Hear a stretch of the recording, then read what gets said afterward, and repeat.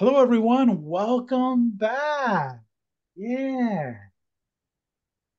I like me some Wednesday. It's good.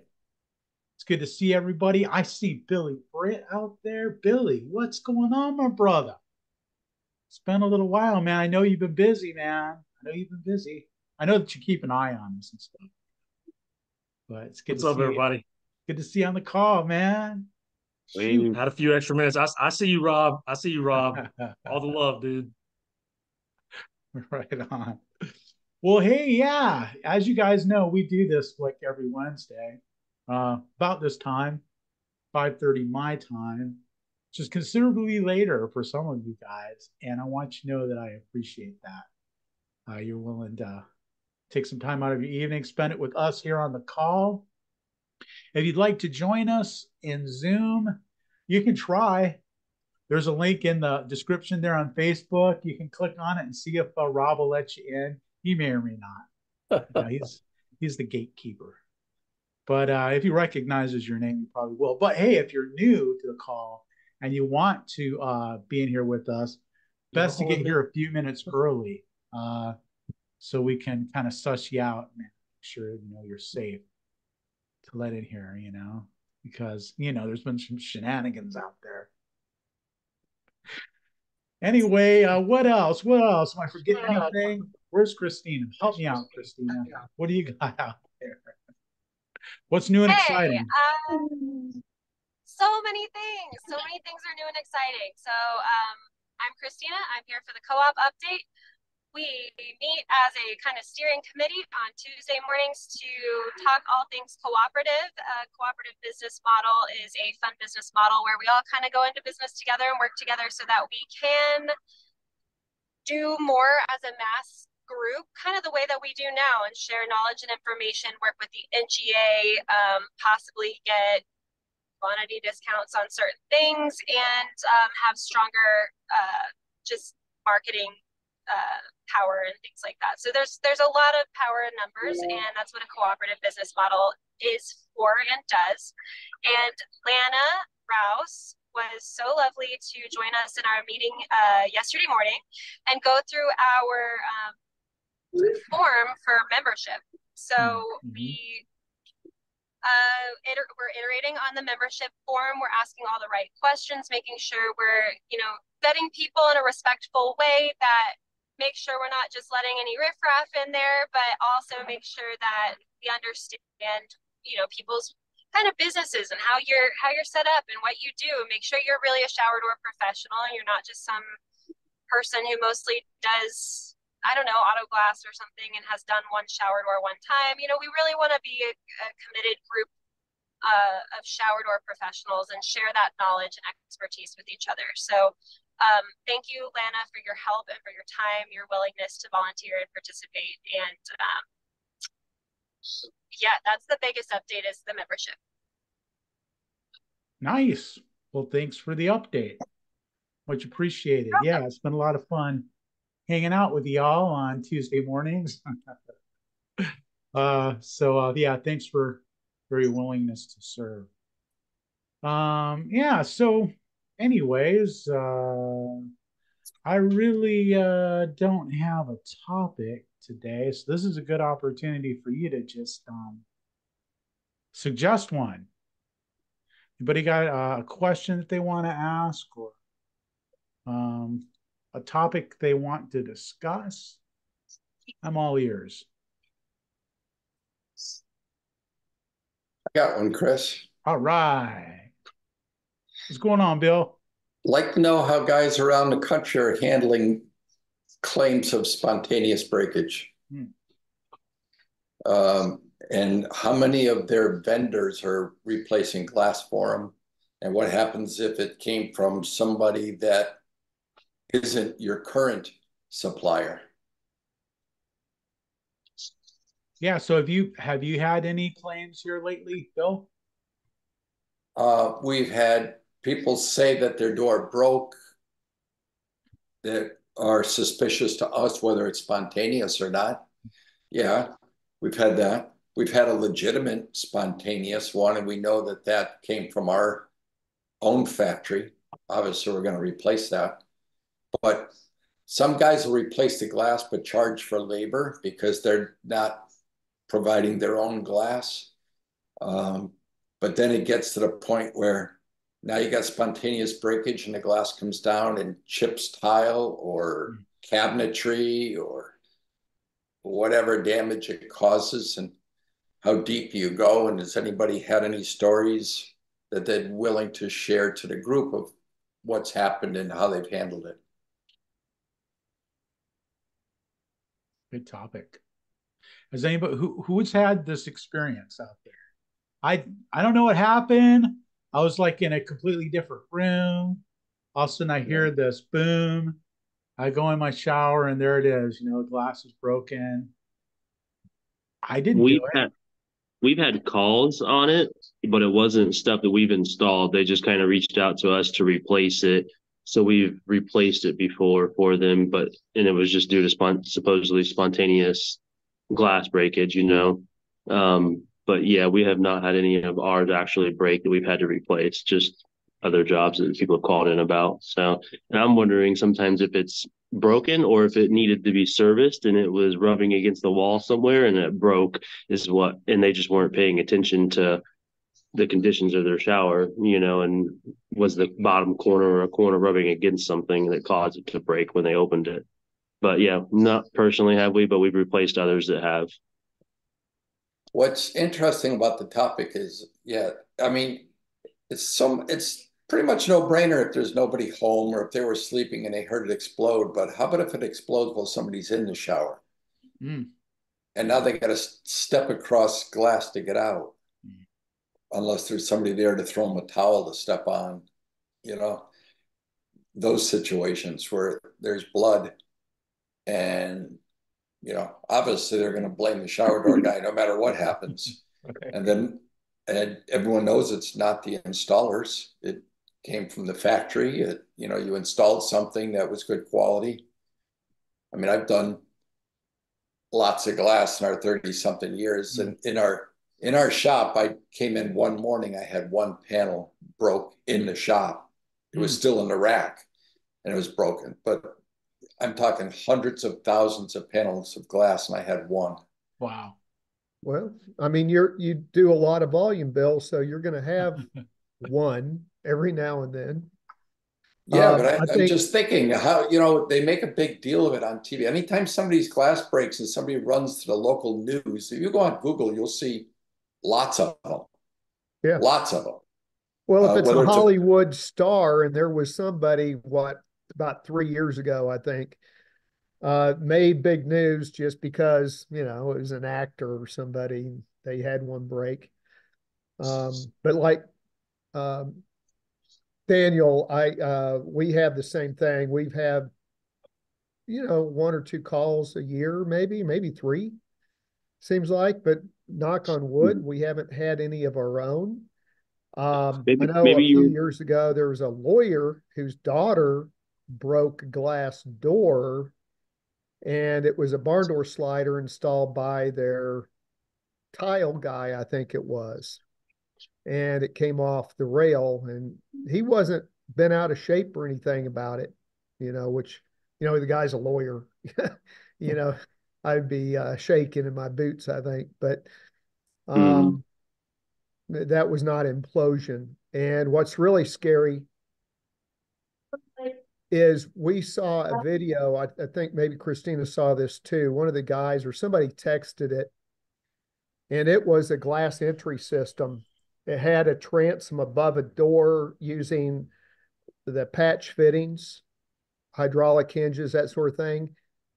The transom broke and the door collapsed down, and a lady was, I mean, this is a video with people around. This lady was able to move out of the way before the door hit her. And boy, I mean, I'm sitting there thinking, you know, that's the only thing supporting that door is that transom. Mm-hmm. So if you have an implosion like that, I mean, there's a real liability. Yeah, so I also had a call. Go ahead, Christina. Go ahead, Bill. Oh, I also Everybody's had so a call polite. for somebody. Oh, well, yeah, it's Zoom. We had a call from somebody who has an RV, and their RV door, she opened the door to her RV and the shower door was broken when she went inside, and it just seemed to have been spontaneous. No one was there. Um, and so I ended up calling the RV company just to see if we could get a replacement unit because this lady was kind of SOL and couldn't find anybody to help her, and I felt kind of bad. So I called the RV company, and they said, "Well, she's out of warranty, so we can ship you a unit, but she doesn't get it for free, kind of thing." And it was just a warranty situation, and it didn't matter that it broke. It wouldn't have mattered if it drew blood. It was out of warranty. So, does your warranty have any language about glass breakage, Bill? It does, but when people get caught, doesn't matter. You know what I'm saying? Yeah. I mean, I've been through these situations. I'm just wondering how other people handle it. I mean, when you're selling a job, do you even bring up the topic when you sell it to somebody, or you ignore it or say anything at all about the possibility of it? Oh, I wouldn't. Yeah. The only time we say So, anything is when we're selling a semi-frameless sliding shower door. Like, we specifically try not to sell them to bathrooms where there's going to be young children using the bathrooms. We would prefer to sell them a frame sliding shower door, or Yeah. just nothing at all, for now. But when we're selling semi-frameless shower doors, because we've had them, ones that we've installed, they've come off the track and exploded while people were using them, and that's not very fun to deal with. And typically it's kids that are using it that have managed to make it come off the track. So that's something we usually discuss when we're selling, is we do not like to sell a semi-frameless sliding shower door on a track system where there's young children using it. We always make sure that they're well-mannered and a little bit older kids if they're going to be using it, and sometimes we even suggest maybe using the 3/8 just to give it some more rigidity, and they actually have to force it a little more versus the lighter ones. So that's the only time we bring something like breakage up. I Yeah, want to so, circle back but around to that same topic, but not get off track. So I do want to circle back around. Daniel, I got somewhat of a solution on that one. So I'll give you our input on our warranty. We have on our website, we advertise part of our warranty is a 10-year replacement for spontaneous breakage. And when we talk about it with people, we talk about, and I truly believe that there is this minuscule number of actual true spontaneous breakage because of some sort of the idea is that some sort of impurity was, baked into the glass from the float plant. That's the idea. And I don't think that happens very often. Now we get a piece of glass that has broken in another room with no one there. I would say maybe once every 2 or 3 years. And I really think that what we're seeing is that there was some sort of an impact at some point, and over time it created a fissure that then grew over time until it got to the point where it created enough of a gap to cause it to actually break. But we're pretty open with people. It seems like they've been pretty upfront. We've had people break because we had one guy standing in the shower and he's like, I knew that it was starting to come off the track and I didn't do anything about it. I forced it and I caused it to break. We've had people say, my cleaning lady was in and, blah, blah, blah. But we're pretty liberal with replacing those things because it's such a benefit to the customer. It makes them feel so good and so happy that we've taken care of them. However, it states that it doesn't include any sort of damage to anything else.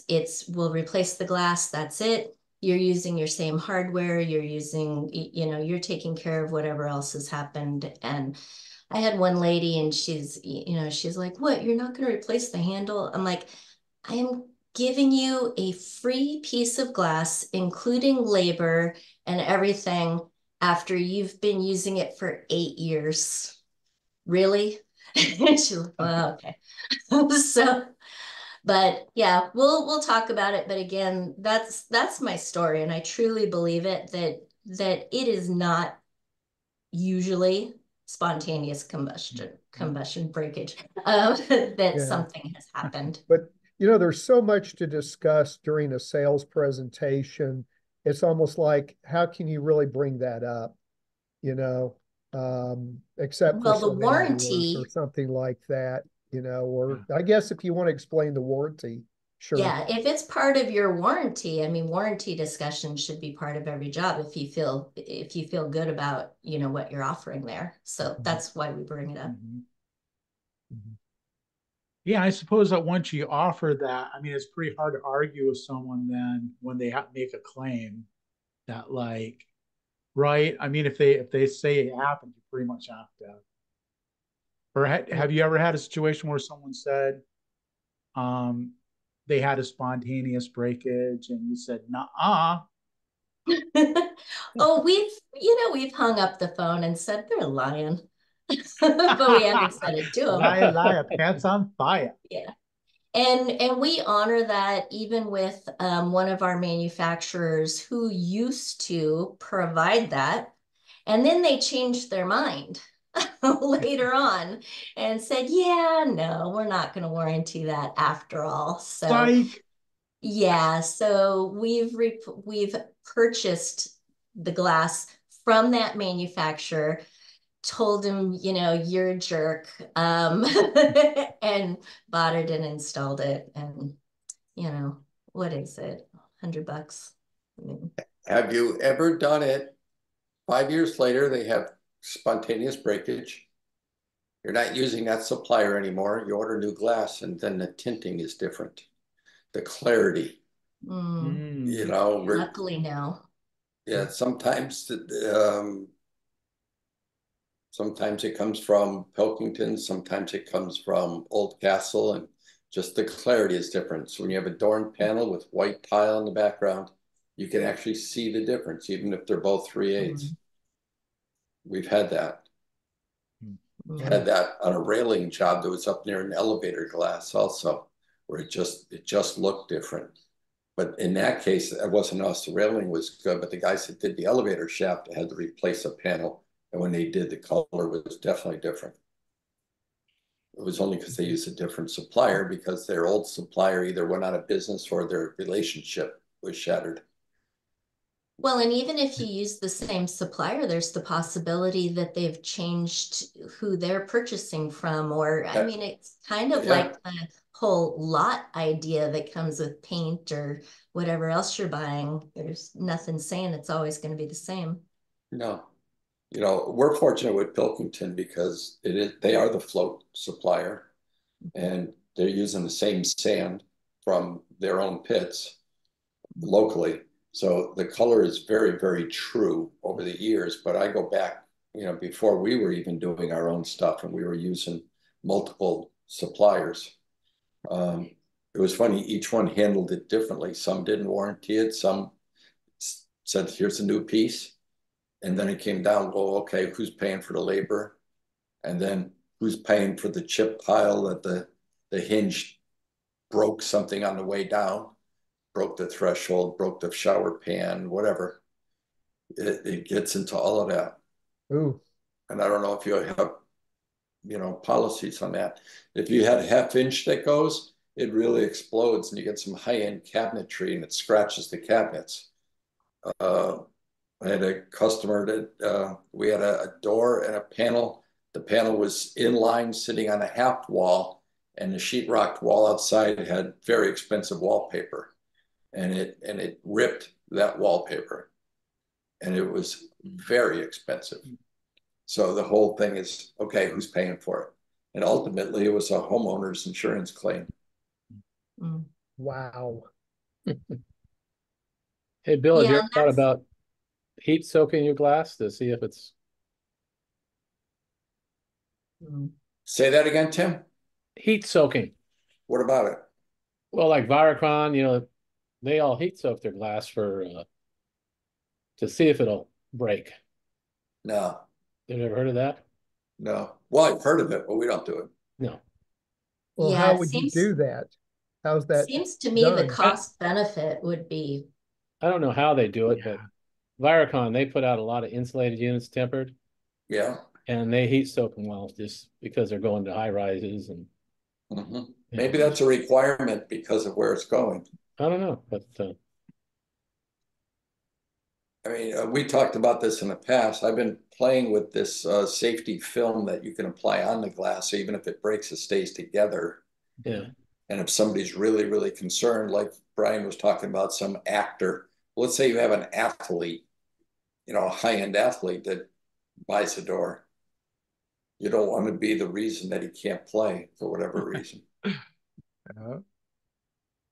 That was weird.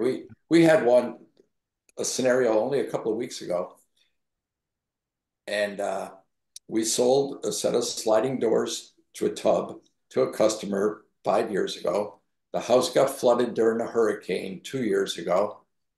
That original customer sold the house to the new owner. The new owner wanted to save the shower door, so he removed it while they were doing the sheetrock repair and the tile repair. He went to reinstall it himself. Didn't know what he was doing. Hit the edge on the cast iron tub. It exploded. He lost many pints of blood. Ooh.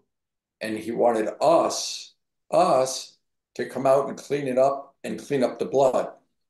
Like, you got to wear hazmat suits. No, that's not us. The guy installed it himself. I've got a guy for that. Yeah, I had no guy. I had him. After he gets himself healed up, he can do it himself. He tried to do the door himself. He can clean it up himself. It's an easier job to clean up than it is to reinstall a door by yourself. What was his contention for you doing that work instead of him, since he's the one that broke it? It was more of a keyboard threat, unsubstantiated, that we're the kind of company that doesn't stand behind our product. Even though they took it out after the hurricane, he went to install it because he didn't know what he was doing. Right. He got hurt. But, we're supposed to be the stand-up company to come out and help him, which we ended up doing, by the way, after his little keyboard threat. But you didn't clean it up, did you? I did not. Did not clean up the blood. The blood was stained all over the wall. I mean, it was serious injury. It really was. He was in the hospital for 2 days. He had lost so much blood. Really? Yeah, he's lucky he didn't bleed out. Yeah, right. Wow. How was it so bad if it was tempered glass? How did he hurt himself so badly? Good question. Wow. Don't know. Tempered glass will still kick your butt, man. Yeah, you can get cut pretty badly on tempered. Yeah, I get balls, 90. Oh man. Well, Shannon, you know that when you do stays together like a puzzle. Yeah, when you do And it your comes break down. test, you get small pieces, but they still get some heavy chunks. Yeah. Yeah, I It's mean, vertical. we've had plenty, and you get stitches in some cases and things like that. Usually just the little puncture pieces, but to lose that much blood, I mean, maybe it was just happened Maybe it was to be his in neck. the right spot. Yeah. Oh, was it? No, I got pictures. It was his arms. It Yeah. was not. Really? It was not his neck. It was not his feet. Must have been a big enough chunk, even if it was Yeah. broken like a puzzle piece, a big enough chunk. And I mean, that's the argument for not having thicker glass and big panels, because it's even heavier. Mhm. It could cause actually more harm being heavier. I mean, and I got that from Keith. Yeah. No, it's very true. And you get these tall ones, and if you have hardware up on top and the glass break, that hardware, a piece of metal's coming down either on your head if you're installing it, or just damaging the tile, the threshold, or bouncing on a sink and chipping the countertops. Yeah. There's all sorts of potential there. I always ask my guys to wear hats, especially if they're the lower guys setting the hinge, just in case something happens up top and it falls down, you're protecting your eyes. You got glasses on, but you got to protect it from raining on you. And you know the top of your head bleeds pretty good. So wearing a hat really helps. Some of these guys that work alone, solo guys, I don't know. Yeah. I don't work alone. I always have a helper. I'll never do it by myself for that No. reason. Yeah, For I that was. reason. What was it? The kid Mason up in Maine or something posted this picture of this huge panel. He carried it up 2 flights of stairs. Oh, heck no. It's a monster piece, and he's got to set that and align it. I mean, God bless him, but no, not in this world. Yeah. Nah. Way too much risk. Too many risks. You Carry a break it. tourniquet on my ankle. Yeah, way too much risk.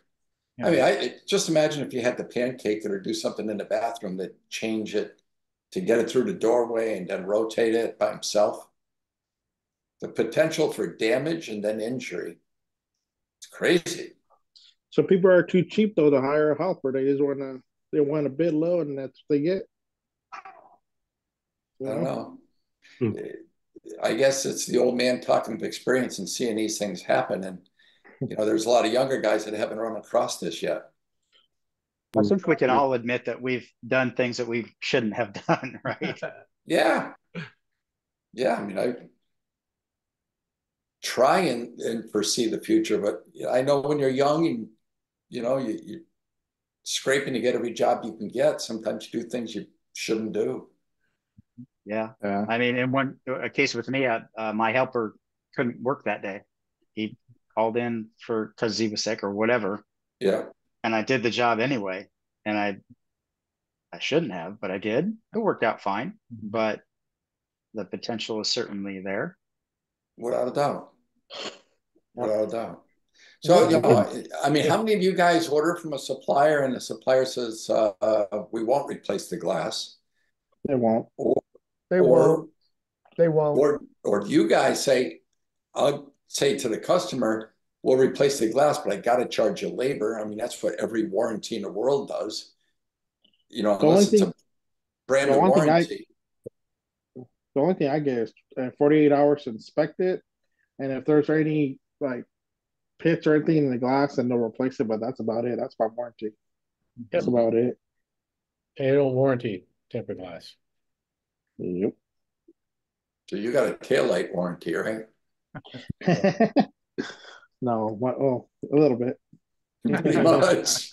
But you know, I haven't had anybody that happened to me yet. So damn, hopefully it never does. But I've never had it happen. So I'm like, damn it.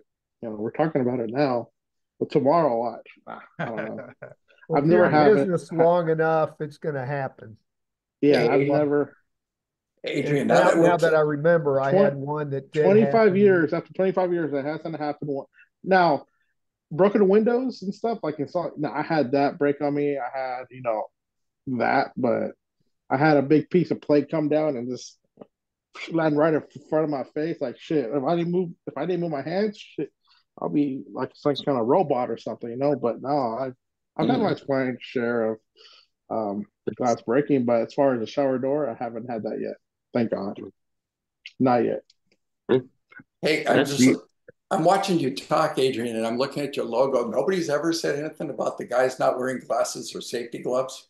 Oh yeah. No.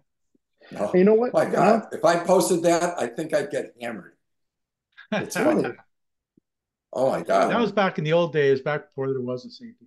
Yeah, right. Yeah. Yeah, the rubber pads. Yeah, I'm in California. Leather too. straps. Yeah, where's their safety glasses? What are safety glasses? Yeah, what are they? I don't even wear gloves. I'm old school, man. I was taught by old school guys, man. I don't wear gloves. What is everybody wearing safety glasses when they're installing shower doors? Ooh, good question. Good question. And Daniel, did you have something? It looked like you were going to say something. I have all this talk is kind of making me reminisce about 2 years ago. I definitely wear more safety gear now because we do mirrors and we had an inside radius mirror for a mirror wall in a basement. And I was spent 2 days in the hospital because I hit an artery and filleted my arm open. Basically, I was wearing gloves, but that's it. And yeah, I'm lucky it was me and not one of the other guys that was with me, but it was pretty intense. So the safety gear is, pretty important. We don't necessarily wear safety glasses when we're installing shower doors or anything like that, but we definitely use gloves when we're handling it, more or less for slippage and stuff like that. But the safety gear is pretty important. Yeah, I spent 2 days in the hospital. My right arm is the bone stopped the mirror basically, and I'm glad the bone stopped it. And it didn't go any further, but it took out an artery and six tendons. So I had to go from 0 to 100 on my right arm, and it was a pretty intense process. But I mean, it was a hell of a learning curve and eye-opening experience. So safety is definitely a big priority at our shop. Now, it was not huge, but we all knew it. But we definitely have a lot more supplies and a lot more talks about it. So it's pretty important to So say the you're least. wearing wrist protectors probably when you're doing mirrors. Yes. Oh yeah. Now we are. Before, the big old long sleeves. I remember those. yeah, we have all that stuff now because we do way too many. We just did one the other day. Another one. This is the first inside radius notch around the soffit that we did on a mirrored wall since my injury. And the worst thing is after that mirror broke, we still had to go back and finish the job. And imagine trying to get your guys to go install this mirror that just took out the boss's son, and you're doing it with the owner of the company, and you got to find one more person willing to do this. And so and then it's definitely wear your safety gear. Now, in that case, you would be responsible to pick up the blood, right? Yeah. Yeah, I didn't necessarily go back to the job site. I was, busy in the hospital, but I'm not sure who took care of the blood there, but it was, A lot. Yeah. it was a lot. It was, you don't want to hit an artery. You don't want to know the difference between the bright red blood and the regular looking blood. That's not something you want to have to figure out. So if that glass that you're talking about hit that person in their arm in the right spot and hit one of their arteries in their arms, they could have been bleeding pretty dang good in that bathroom when you were talking about cleaning it up. So and the weird thing is it's usually so fast you don't even feel pain. You just Mostly a clean cut. Yeah, it's a clean cut. Yeah, so that's the bad thing. That's a good thing and bad thing. There's no pain. It hurts it's later. Just instant. Wow. It hurts if some of it gets into the wound, and then when you go to the hospital, they have to clean it out. Yeah, that orange cleaner, huh? That orange cleaner. That thing hurts. Because it hit a nerve too. So anytime they would press on my arm and compress it, the nerves. That's when it hurt. But the actual injury didn't hurt when it happened. You don't even realize it happens until you feel. Pets don't hurt. So the next question is: do you carry tourniquets in your truck? No, we used rope to tie my arm off. We used a shirt. That's something we should probably carry, but we actually tie all our glass off with ropes. So kind of probably similar setup, but not everybody carries ropes. So we used I made them go grab a rope, and they cut part of the rope off and used that to tie my arm off. Say, if you were by yourself, let's say you were doing a mirror by yourself and you did that, you can't tie a rope with the other hand, not to the pressure you need. They make a tourniquet, though, that you slide on and you pull it like a zip tie. And you can do it with one hand by yourself. I guess our ropes are looped off on one side. So if you were thinking clearly, you could actually use the side with the loop that's already in there and use it like a slip knot. I was still thinking clearly. I had to give them the address to the location still. But if you're thinking clearly, I guess we could have. But yeah, the tourniquet, I think that is probably something that most people, if you're installing plate glass, you probably should have that. Yeah. I mean, it's rare that you would need a wound that bad with tempered glass, but it could happen. But there's other stuff too. I mean, you're cutting metals and you were talking about wearing safety glasses, and you're running a chop saw. You can get a pretty severe metal cut if the tooth breaks on the saw and something happens. You could catch that piece of channeling and turn on you real quick. You should also be wearing them when you're drilling the holes. Like we have to drill the holes in the header for the header blocks. So that's not, that's when you should be wearing it too, when you're drilling that hole, so you don't get any metal shavings in your eye if you're drilling it, Yeah, especially straight up. Yeah. Yeah. So. Yeah, there's a lot of. And what also gets me is that a lot of these guys, they'll handle these big pieces of glass, no suction cups. I'm like, dude, really? Are you Suction kidding me? cups, suction cups go a long ways. I don't know why people don't use them. They just barehand it, and that's why a lot of injuries happen because they don't want to use a cup. I grew up on cup, and people taught me, hey, it gives you that extra Oh step away yeah, from the glass, and then you just drop it and go. You yeah. got your hands underneath the glass, and it breaks. Of course, you're gonna get cut. Well, you have a cup, and you just drop it and walk away. A lot less than you Feel getting with a hurt. cup. Huh? I lose feel with a cup. I can feel the glass better and maneuver it Yep. better without a cup. You have so much better leverage. So Were you much better carrying leverage. were you With the carrying cup, you that mirror mean? without a cup or with a cup? Me, I was Yeah. carrying it under. I always kind of assumed that. Am I on mute? No, No, we you're hear you. okay. Sorry, I had it muted because my family. No, we carry it underneath, so we have better, like we can duck and do all sorts of stuff with it and stuff, and we keep it leaned against our shoulders. Like so I was had it leaned against my shoulder, carrying it with my right arm underneath it. But I mean, it was yeah. So we carry it with cups and we carry it with underneath it because we like to. It's just better leverage that way for us. Same thing with the big panels on 3/8 glass. Like we have a bunch that we have to do tomorrow in some townhomes, and they're 70 by 90-inch panels going to the third floor.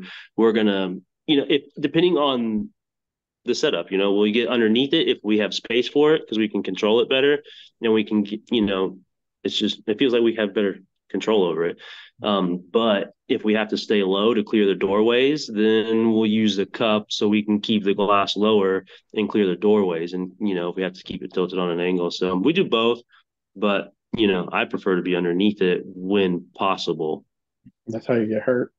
And if it does break. Sure. So, Daniel, I believe you had said that it was actually mirror though that you had Yeah. gotten. Yeah, and Yeah. Yeah, we that had a was similar situation with one of our employees got cut really badly on his arm. He was pulling a mirror that needed to be replaced, and we're constantly having to remind our employees that mirrors are the most dangerous thing that you're working with. They get really complacent because it feels like, oh, it's 1/4 inch and it's lighter and it's easier. But I mean, that 1/4 inch is more likely to break. You can bend it. You can, it can wobble as you're doing stuff. You can't see around it as you're carrying it, into the house. And then of course, when it breaks, you've got shards, you've got razor blades coming at you. And so so everyone is supposed to wear safety glasses and sleeves that go up, up their arms all the time. But when we know that we're sending them out to remove a mirror to pull it off the wall, they go with the entire cut shirt that we use out of manufacturing. It is all arms and it zips up to here, and we're sending them out with that because that mirror situation is the worst. That's sounds like what the Oldcastle delivery guys have to wear. Yeah. Same type of thing. Yeah. Shannon, have you ever used airbags to take off the mirror off the wall instead of pulling on it? We haven't. I saw those. Yeah, we haven't. Use those, and you don't have to pull anymore. You just use the airbags. You just move them around, and it 100 times easier. And You more have to likely, get behind it though. The particular one, the one that caused it was a wall-to-wall counter to ceiling thing. Oh yeah. And so you push it behind somewhere, right? When you're using it? Yeah, if you get to the edge of it and you use the airbag to pull, to you push don't it need out, much but space to slip it back yeah. there. Right? I'd like to use it in those other situations. It looks good. You Yeah, need to make a video of that, Adrian. Make a video for me. Yeah, I used to pull it too, and then one time I pulled one. Oh shoot! I fell back, and my back. I fell off the counter. I'm like, damn, that was scary. So I was like, but and then someone showed me the airbag. I'm like, oh crap! All right. I even made myself a big old long airbag.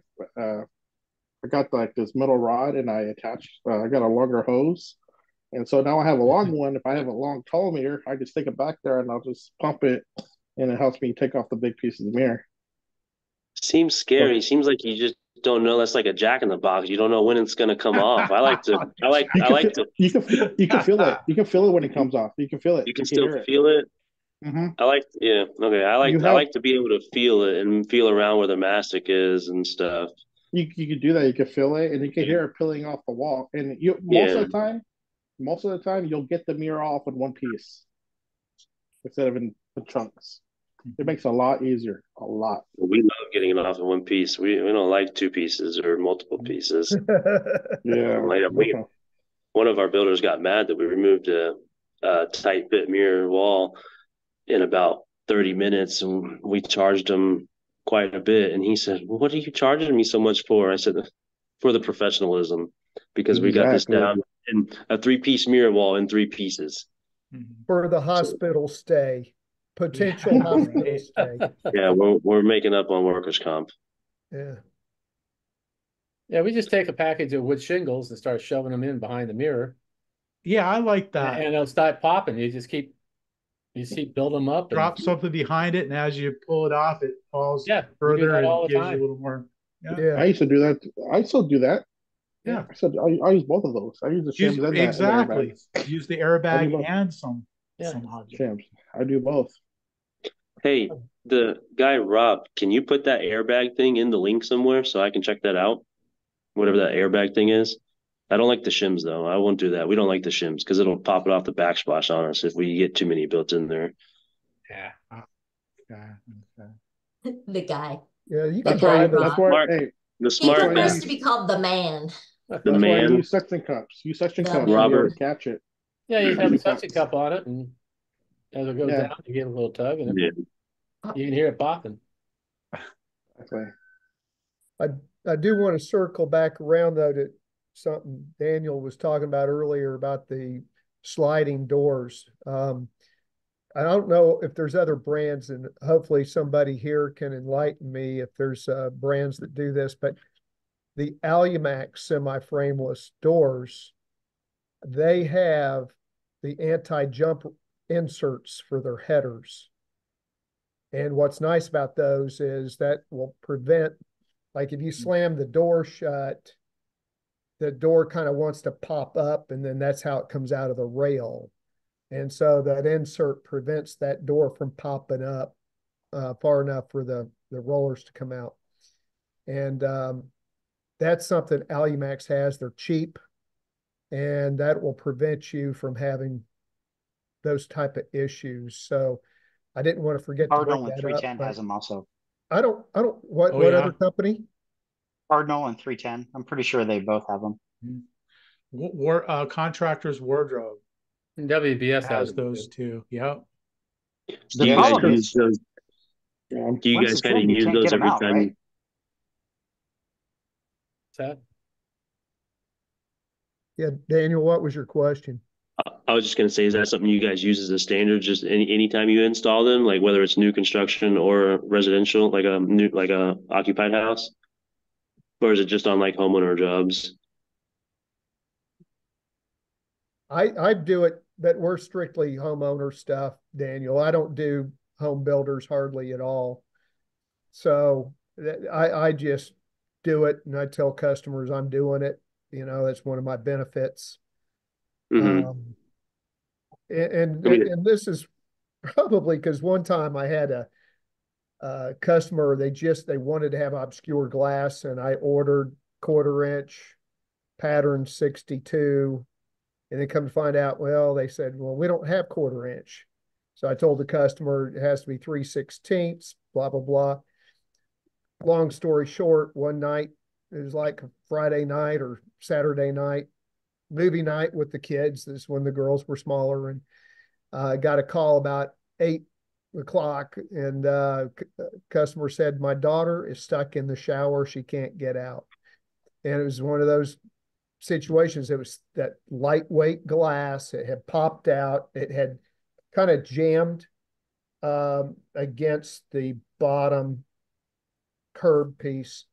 And, you know, and I was like, I couldn't believe I had to go over there, but, you know, I did, and I'm glad I did. Mm-hmm. And I was able to get her out, but I really had to pull on that glass, and I was glad it didn't break. When I found out that they had the anti-jump inserts, I just made that standard regardless of 3/8 or 1/4 inch. It sounds like a smart idea to just make it standard, I think, on anything with just remodels with people occupied stuff. It seems like if it's pretty inexpensive anyways, probably won't make much of a difference in your overall price. Yeah. Looks like Robert put that link down there in the chat. Thank you, Robert. So I'll Cardinal was one of the I'll other follow up with companies that had it. And does 310 have semi-frameless tub sliders? CW So? contractors road trip right here in California. They have a soft closing bypass sliding door. So you close it as hard as you can, and it'll stop and close the rest of the way for you.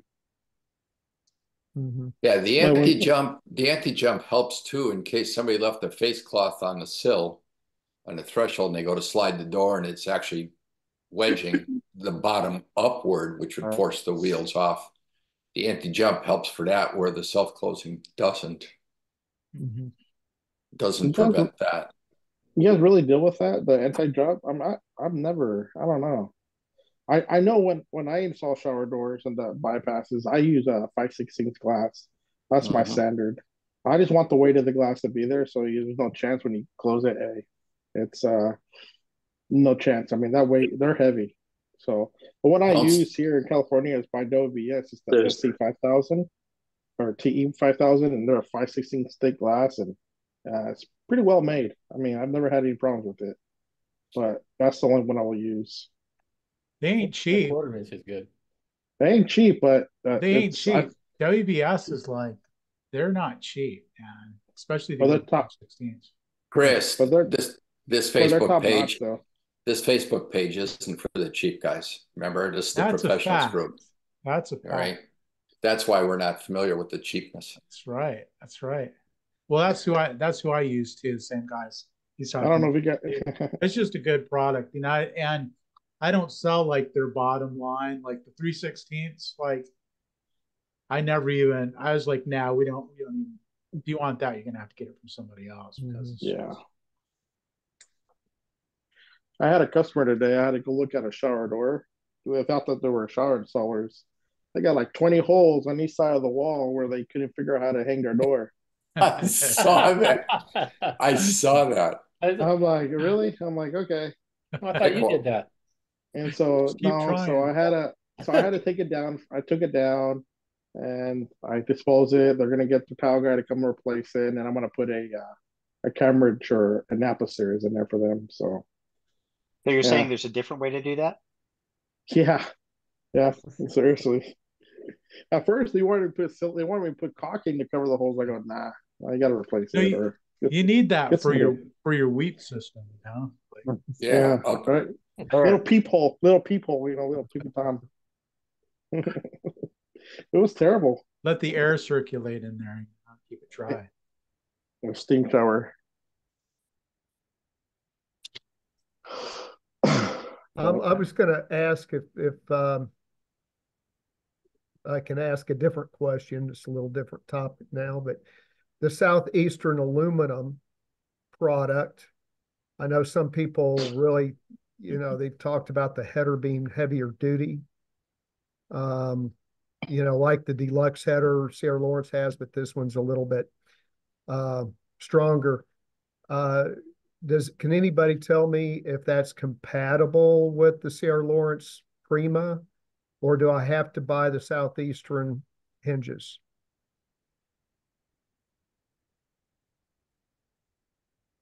Or does anybody know anything about Southeastern? I haven't bought from Southeastern in about 25 years, so I have no idea. Okay. Yeah, well, with some of these real big, long showers now that are, 120, 140 inches wide, if you're using a header, I think I've heard even in this Facebook group meeting that the Southeastern had a header that was a lot beefier. So, well, if I find out, I'll let you guys know at a later date. So you're considering getting a header from a different supplier, and you're not worried about the color matching? Matte black. I'm not going to worry too much about matte black. Okay. Maybe you could post it, get like a larger group input. There's probably someone out there that has your answer. I think Christina already posted that one time. Did you ask questions about that one, Christina? I probably have a question, but I don't know the answer anymore. With my dad, I would have told him by now. I would imagine you could just call Southeastern and ask them. Yes, I talked to the rep and he wasn't sure. So, you know, we've had this back and forth. Evidently they've been bought out and they've scaled down. And so he's pulling his hair out, trying to handle a lot more stuff. So who bought them? You know? I don't know. It's interesting. Yeah, so Rob posted another link to some other of those pumped up shim pad things, and those are actually the ones that I use. They're on Amazon. They're like a lot more affordable. And I like them. Those are the ones that I use. Yeah, I like the Rhinos too. Those were the first ones I ever used, and I really like them of all the air shims I've used. Yep. Yeah, they're good. They last for a long time. They wear out eventually, you know, but yeah, they're great. I mean, they're great for adjusting doors. You know, you get them under your door and you can just kind of, you know, get just the right adjustments. I've tried them, but they're kind of mushy. It's like I can't, you know, the guys have tried them and nobody really figured out a good way to use them. They take a little getting used to, for sure, because they are kind of like, they're on air pads, you know. Sure. So it's a little weird at first, but once you get used to them, it's pretty cool. If you got to get a few of them, you can't just work with one. You got to get quite a few, and then you got to leave them in place and then work your way around them there. Yeah, so I use them. I'll use them in conjunction with like shim shingles, you know. So I'll kind of pump it up, stick some shims under, and yeah, like you're saying, Adrian, you gotta kind of work all the edges. You know? Yeah, you got to work your way on the top and then work your way on the sides, and then eventually it'll pull away, and you just use a section cut and pull it off the wall. Do you guys offer mirror removal as a service, or is it just kind of a one-off favor here and there? How do you price that? We price it per square foot, and it's typically for people that we've done work for, people that know us. It's not typically something that somebody's called in. It's one of our contractors or somebody that knows that we deal with mirrors, and it's a per square foot basis. And at that point, it'll still be a minimum if it's something small. Would you say what, about $2 or $3 or $3 a square foot would be fair? $2.50 to $3 at least. Is that included? Well, we just did a dance studio. We removed a ton of mirrors. It depends on the quantity and the scale. If it's like one small vanity mirror, you're just charging them a service / trip charge almost, because the square footage adds up to basically nothing. But if it's a whole mirror wall, figure out a good square footage price. But then you got to figure out if you're storing them, if you're leaving them there, what you're doing with them. You know, like we don't want that stuff in our place. If we want it, you know, we don't want that, because then you're responsible for whether they break or not on your place. So typically it's just removal, and they're responsible for storage. We'll put them where they want them, but we're not taking them back. How about if they want them trashed? Do you throw them out? If they have a dumpster on site, or if it's just a one vanity, if we're removing like a vanity mirror in a master bathroom or something for a remodel, we'll trash it for them. We'll take it back on our truck typically, but we need to know that in advance so that we can save space on our truck for it. You know, like say we're going to put in a shower door, something like that. We'll make sure we save space on the rack for it. And You know, if it's a say it's a 120 by 42 or something, then we'll cut it in half before we take it down, and then make it a little easier once we get it off. So Yeah. Perfect. yeah. Do they ever try to sell it to you? Hey, I'll sell this to you. I get my customers. Yeah, They try to sell it to me all the time. They think they'll make money off me. Go, nope. Yeah, No way. no. Yeah, it's fun. That's a fun topic. Recycling glass and reusing glass, and like, yeah, no. So I got some tree hugger got mad at me one time because I don't recycle the glass. I'm like, okay, bye. it'd be nice, but it's just like we tried recycling our shelving, but we get nothing for it. But we get more off of our scrap aluminum from building our frame shower doors than we do off of wire shelving cutoffs. Like wire shelving cutoffs, we just throw them in the dumpster now at this point, because before we were having a whole bucket full and you get $10, so it wasn't worth it. Yeah. I had a quick question for anybody that dives into this. It's a little off topic. Is anybody reading anything or doing anything, listening to anything for personal growth, whether it's for the business or for themselves, like for personal growth and development, that they would recommend? Because I'm always looking for something to read or listen to, especially from other business owners. I'll tell you, Keith just got the new Gary Vaynerchuk book, and he said it's phenomenal. What was that?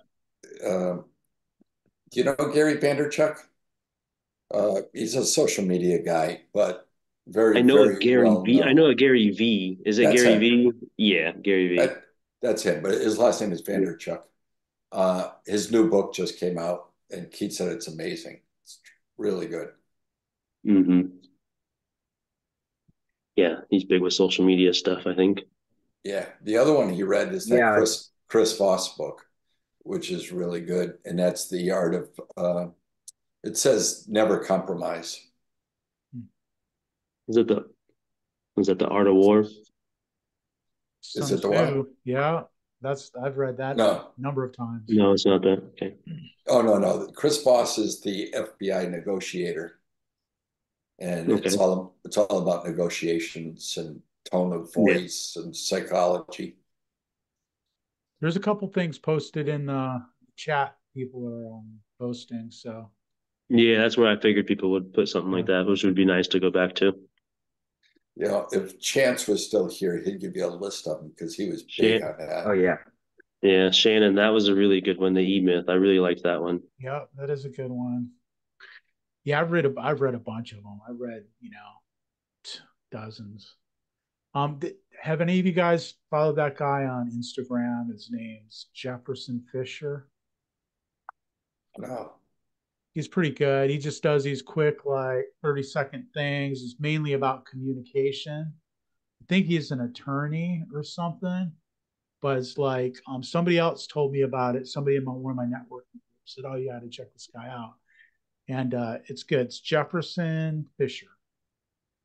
He's got these great, just like quick things about how to talk to people, how to respond to people. Somebody's like dissing you, this is how you respond, and it's really super good. So I recommend that. Hey, go ahead. I'll say time's up. I got to get going, so I was going to say goodbye. Yeah, hey, that's what you took the words right out of my mouth. Great minds think alike. Thanks, Bill. All right, guys. Good night. Good seeing you guys.